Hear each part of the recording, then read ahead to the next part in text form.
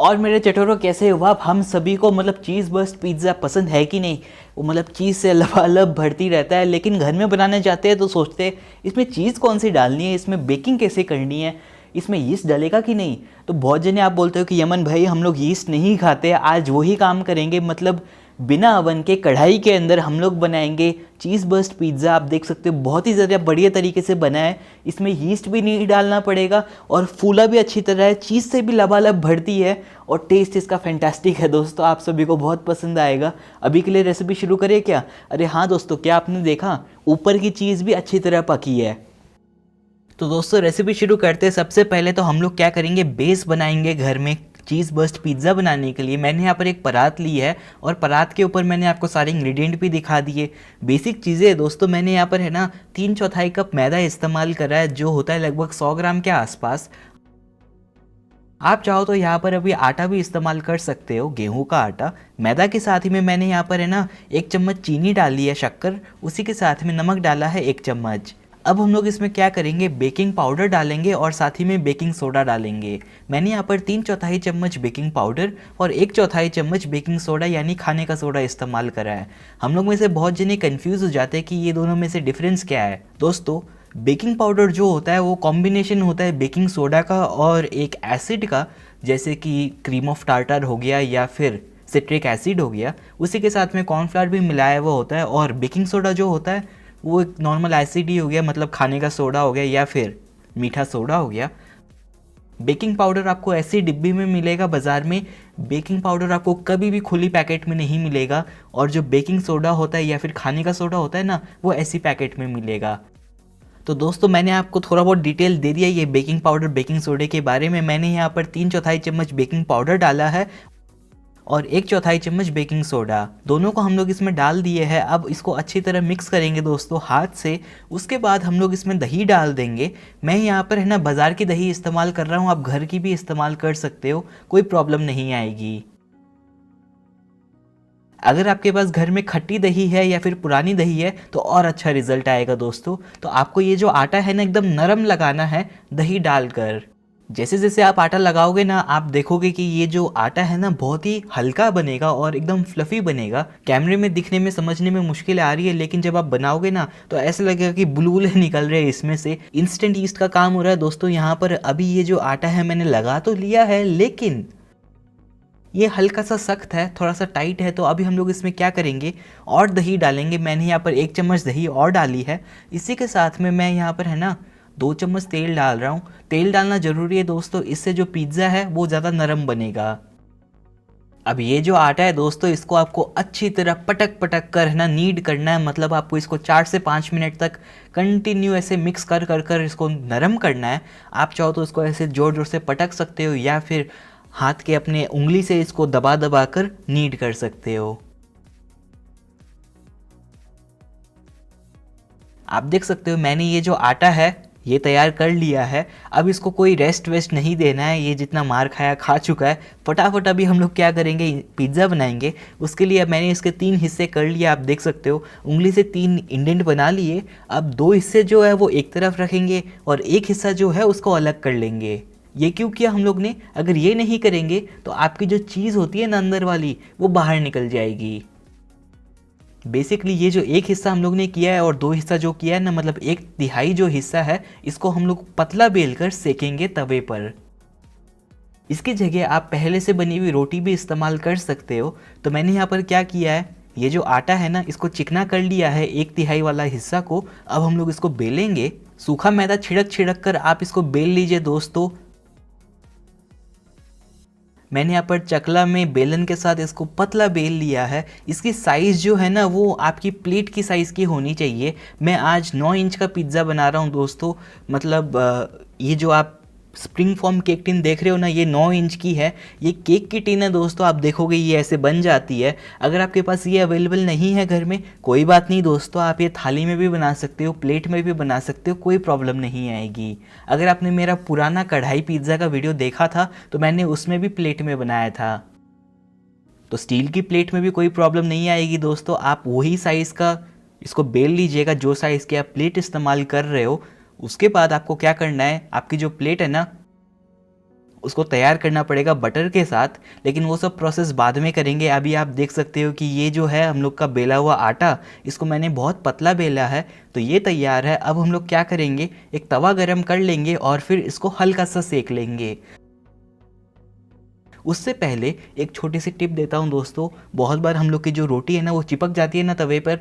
अब ये अगर चिपक गया तो मुश्किल हो जाएगी, तो मैंने शुरू में इसमें हल्का सा सूखा मैदा डाल दिया है। अब इसको एक बार कपड़े से पोंछ देता हूँ और फिर हम लोग इसमें अपना पतला बेला हुआ पिज्ज़ा का आटा सेक लेंगे। ज़्यादा नहीं सेकना है दोस्तों, आपको लो फ्लेम पर इसको सेकना है जब तक इसमें बुलबुले ना निकल जाए। उसके बाद आप इसको पलट दीजिएगा। हाई फ्लेम पर मत सेकिएगा इसको, हम लोग को इसमें जो नमी है वो बचा कर रखनी है, तो लो फ्लेम पर हल्का सा सेक लीजिए। ऐसा होना चाहिए कि ये जो आटा है ना बाद में भी ऐसे मतलब सॉफ्ट रहे और आप इसको फोल्ड कर सके, तो उतना ही नरम रखना है इसको। मैंने इसमें ज़्यादा गोल्डन स्पॉट भी नहीं निकाले हैं, तो ये सिक कर तैयार है। अब मैं इसको निकाल लेता हूँ। अब जो प्रोसेस है वो दूसरा प्रोसेस स्टार्ट कर लेते हैं, जो है कढ़ाई को गर्म करने का।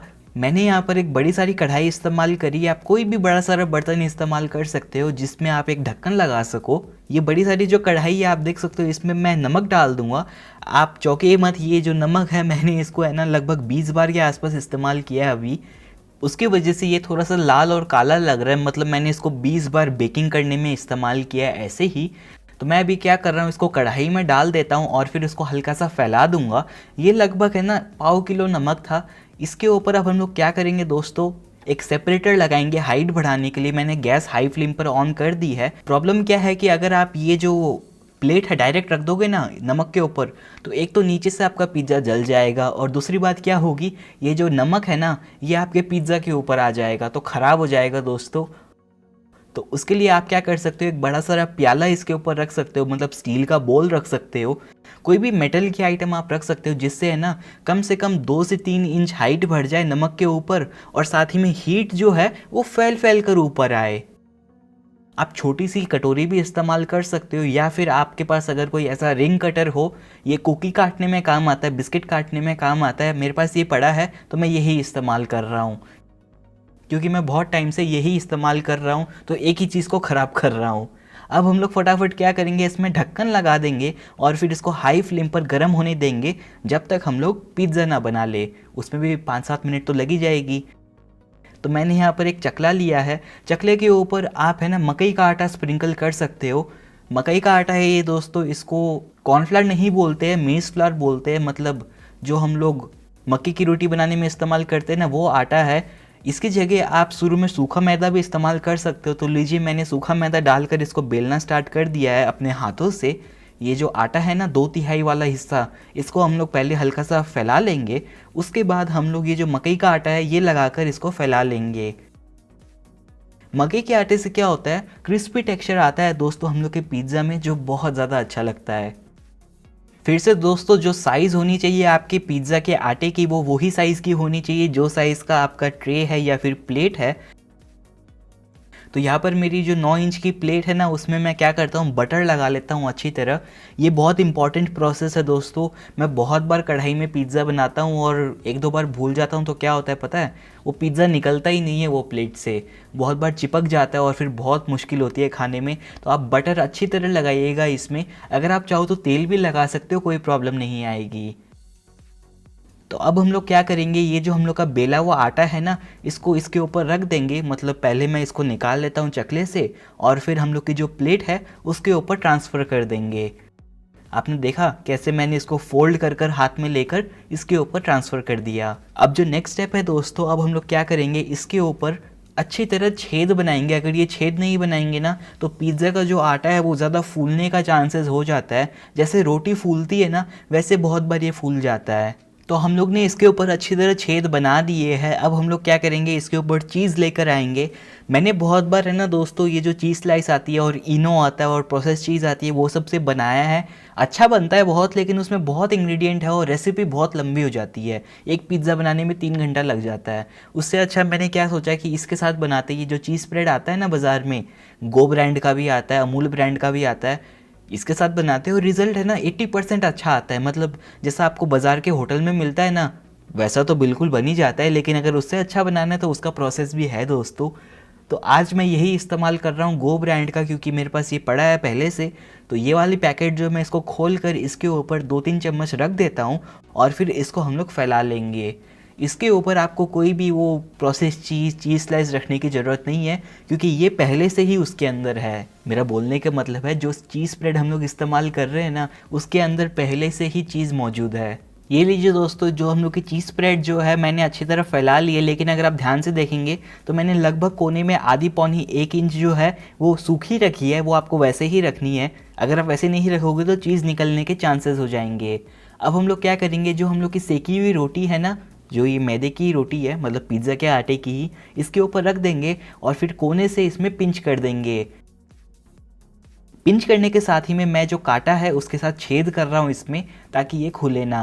अब हम लोग क्या कर रहे हैं, जहाँ पर हम लोग सेके थे ना रोटी को, उसको भी हम लोग छेद कर देंगे ताकि जो हवा है वो निकल पाए, वरना क्या होता है ये फूलने का चांसेस हो जाता है दोस्तों।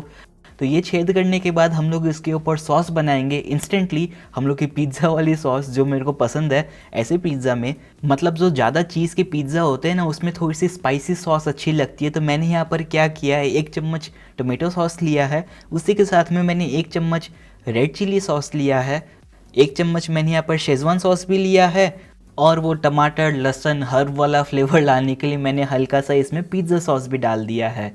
पिज़्ज़ा सॉस की जगह आप यहाँ पर वो ऑरिगेनो भी डाल सकते हो, वो भी काम कर देगा दोस्तों। अब मैं तीनों को इसी के ऊपर मिक्स कर कर अच्छी तरह फैला दूंगा। ये देखिए दोस्तों, हम लोग का जो सॉस है वो तैयार हो चुका है। अब हम लोग इसके ऊपर चीज़ फैला देंगे। मैंने यहाँ पर अमूल ब्रांड का मोज़रेला चीज़ इस्तेमाल करा है। ये बड़ी वाली पैकेट है दोस्तों, आप नॉर्मल वाली पैकेट भी इस्तेमाल कर सकते हो, ये पहले से ही घसी हुई आती है। हम लोग यहाँ पर अभी चीज़ बस्ट पिज़्ज़ा बना रहे हैं, तो अंदर तो हम लोग ने चीज़ खुलकर लगा दी, ऊपर भी खुलकर डालेंगे दोस्तों। अगर आप चाहो तो कम भी लगा सकते हो। मोज़रेला चीज़ के साथ साथ मैं यहाँ पर चेडर चीज़ भी डाल रहा हूँ। अगर आप एक चीज़ इस्तेमाल करना चाहो तो मैं आपको रेकमेंड करूँगा कि आप ये ब्रिटानिया की चीज़ें इस्तेमाल करो, क्योंकि इसमें पहले से ही दोनों चीज़ मिक्स है। आप ब्रिटानिया की जगह गो ब्रांड की ये चीज़ भी इस्तेमाल कर सकते हो। तो चलिए दोस्तों, मैंने घर में ही दोनों चीज़ को मिक्स कर लिया है। अब हम लोग क्या करेंगे, इसके ऊपर टॉपिंग रख देंगे। टॉपिंग में आप कुछ भी इस्तेमाल कर सकते हो जो आपको पसंद हो। मैंने यहाँ पर प्याज लिया है, कॉर्न लिया है, लाल शिमला मिर्च लिया है, पीला शिमला मिर्च लिया है, ऑलिव्स लिया है। जो आपको पसंद हो वो आप इस्तेमाल कर सकते हो। मैंने टॉपिंग अच्छी तरह इसके ऊपर फैला दी है। अब मैं इसके ऊपर हल्की सी और चीज़ रख देता हूँ। ये आपकी चॉइस है दोस्तों, अगर आपको रखना चाहो तो आप रख सकते हो। अब फाइनल टिप आपको देता हूँ दोस्तों, इसके कोने में आपको बटर लगाना बहुत ज़रूरी है। आप चाहो तो सिलिकॉन की ब्रश इस्तेमाल कर सकते हो या फिर ग्लव्स पहन सकते हो, लेकिन मैंने अपने हाथ धोकर यूज़ किए हैं। और साथ ही में अगर आप रबड़ के या फिर किचन ग्लव्स इस्तेमाल करते हो तो वो ज़्यादा हाइजीनिक नहीं रहते, क्योंकि गर्म है दोस्तों बटर। तो थोड़ा वो भी सोचिए। मैंने अपनी उंगलियों से ही इसमें बटर फैला दिया है कोने में, जहाँ पर भी आटा था ना, मतलब मैदा था, वहाँ पर मैंने इसमें बटर लगा दिया है। अब मैं कढ़ाई को खोल लेता हूँ और फिर इसके ऊपर हम लोग अपना पिज़्ज़ा रख देंगे। ध्यान से रखिएगा दोस्तों, ऐसा आप ये टूल इस्तेमाल करिएगा और फिर इसको ढक दीजिए फटाफट। हाई फ्लेम पर हम लोग इसको पकाएंगे लगभग 15 मिनट के लिए। लेकिन एक प्रॉब्लम क्या आ गई है दोस्तों, मेरे घर की अचानक से स्टूडियो की लाइट चली गई है, जिसके वजह से ये पिज़्ज़ा तो भाई मैंने उसी टाइम खा लिया। मैं वापस से एक और पिज़्ज़ा बना रहा हूँ। ये देखिए लाइट आने के बाद प्रोसेस बिल्कुल सेम ही है दोस्तों, लेकिन मैं आपको एक बहुत बड़ी टिप शेयर कर देता हूँ। यहाँ पर मैं यहाँ पर फिर से आटा बेल ही रहा हूँ। बेलने के बाद मेरे को याद आया कि बाज़ार में ये जो पिज़्ज़ा बेस मिलता है ना, इससे भी बना सकते हैं दोस्तों। तो आप ऐसा पिज़्ज़ा बेस अगर आपको मिलता है तो आप इसको बीच से काट लीजिए। काटने के बाद आप इसके ऊपर अपना चीज़ स्प्रेड लगा लीजिए, फिर से ढक दीजिए, इसको पानी से चिपका दीजिए अच्छी तरह, और फिर आपका ये जो चीज़ बस्ट पिज़्ज़ा है ना, वो बाज़ार के पिज़्ज़ा बेस से भी बन जाएगा। मेरा कहना तो क्या है, एक बार अगर आप ये ट्राई कर लोगे ना घर में पिज़्ज़ा बेस बनाना, तो बाहर जाना मुश्किल हो जाता है। तो मैं वही कर रहा हूँ, घर में बनाया हुआ जो पिज़्ज़ा बेस है इसको ट्रांसफ़र कर रहा हूँ अपनी टिन के ऊपर, मतलब प्लेट के ऊपर। उससे पहले मैंने अच्छी तरह बटर लगा लिया था दोस्तों। अब मैं इसके ऊपर क्या करूँगा, छेद कर लूँगा सबसे पहले कांटे के साथ। उसके बाद हम लोग इसमें चीज़ स्प्रेड फैला देंगे। एक डाउट आपको आ रहा होगा कि मैंने यहाँ पर 9 इंच की प्लेट इस्तेमाल क्यों करी, जबकि मैंने कढ़ाई पिज़्ज़ा में 7 इंच की इस्तेमाल करी थी। दोस्तों रीज़न क्या है कि हम लोग जब इसको फोल्ड करते हैं ना, ऊपर एक और रोटी एक डाउट आपको आ रहा होगा कि मैंने यहाँ पर 9 इंच की प्लेट इस्तेमाल क्यों करी जबकि मैंने कढ़ाई पिज़्ज़ा में 7 इंच की इस्तेमाल करी थी। दोस्तों रीज़न क्या है कि हम लोग जब इसको फोल्ड करते हैं ना ऊपर एक और रोटी लगाकर, तब क्या होता है कि इसकी साइज़ हल्की सी छोटी हो जाती है। उसी रीज़न की वजह से मैंने आज यहाँ पर 9 इंच की प्लेट इस्तेमाल करी है। चीज़ स्प्रेड फैलाने के बाद मैंने इसके ऊपर हम लोग की पकाई हुई रोटी रख दी और फिर मैं क्या कर रहा हूँ, कोने में पानी लगा रहा हूँ ताकि ये जो आटा है ना वो अच्छी तरह चिपक जाए। बहुत बार चांसेस होते हैं कि ये खुलकर निकल जाए, तो वो बिल्कुल नहीं होगा अगर आप इसमें अच्छी तरह पानी लगा दो तो। अब फिर से आप देख सकते हो मैं इसमें कैसे प्रेस कर करके इसको सील कर रहा हूँ। उसके बाद मैं इसमें कांटे से छेद कर दूंगा और बीच में भी छेद कर दूंगा। इससे क्या होगा, ये खुलने के चांसेस ज़ीरो हो जाएंगे। बाकी का प्रोसेस तो सेम ही है, तो मैं स्पीड कर देता हूँ। मैं अभी फटाफट घर में पिज़्ज़ा सॉस बना रहा हूँ। उसके बाद हम लोग इसके ऊपर चीज़ डाल देंगे और फिर टॉपिंग रख देंगे। जो भी हो दोस्तों, लास्ट में ये जो प्रोसेस है ना बटर लगाने का, इसको स्किप मत करिएगा। आप देख सकते हो कैसे मैं इसमें खुल खुल कर बटर लगा रहा हूँ। आप चाहो तो यहाँ पर है ना दूध में चीनी मिलाकर भी लगा सकते हो, मतलब आप 2 चम्मच दूध ले लीजिए, 1 चुटकी चीनी मिलाकर भी लगा सकते हो, या फिर तेल भी लगा सकते हो, आपको सेम इफेक्ट मिल जाएगा। अब मैं क्या करता हूँ, ये पिज़्ज़ा को सेकने के लिए रख देता हूँ कढ़ाई में। फिर से बहुत मेहनत हो गई यार, आज दूसरी बार शूट कर रहा हूँ ये रेसिपी को। कढ़ाई को मैं खोल कर इसके ऊपर अपना पिज़्ज़ा रख देता हूँ और फिर फटाफट हम लोग इसमें ढक्कन लगा देंगे और फिर से 15 मिनट के लिए इसको सेक देंगे। ध्यान रखिएगा दोस्तों, फ्लेम हाई होती है ना तो बहुत बार इसमें से धुआं आने के भी चांसेस रहते हैं अगर कोने से इसमें कुछ गिर जाए नमक के ऊपर। मैंने इसको 12-13 मिनट के बाद चेक किया तो ये बिल्कुल ऐसा दिख रहा था, तो ये रेडी हो चुका है दोस्तों। तो मैं अब इसमें क्या करता हूँ कि ये गरम गरम है ना, तो अभी ही मैं इसके ऊपर हल्का सा पिज़्ज़ा का ओरिगेनो डाल रहा हूँ। इससे क्या होता है, फ्लेवर जो है ना ओरिगेनो का वो अंदर तक चला जाता है। अब फटाफट हम लोग इसमें से निकाल लेंगे। तो मैंने यहाँ पर ये जो स्पैचुला होता है या फिर कोंचा जो होता है उससे मैंने अपने पिज़्ज़ा को निकाल लिया। बटर अगर आप अच्छी तरह लगाएंगे तो ये ऐसे ही निकल जाता है। अब एक चीज़ का ध्यान रखिए यार दोस्तों, जब हम लोग बाज़ार से पिज़्ज़ा ऑर्डर करते हैं तो 30 मिनट बाद आता है घर में। आप 3 मिनट तो रुकिए यार घर में, अगर आप 3 मिनट भी नहीं रुकेंगे तो क्या होगा, मुंह जल जाएगा और चीज़ भी जो है ना अंदर सारी निकल कर फैल जाएगी। तो 3 मिनट बाद आप इसको काट कर चेक कर सकते हो। ये देखिए हम लोग का घर में बना हुआ कढ़ाई में चीज़ बस पिज़्ज़ा बिल्कुल तैयार है। चीज़ पुल तो बहुत बढ़िया हुआ ही है।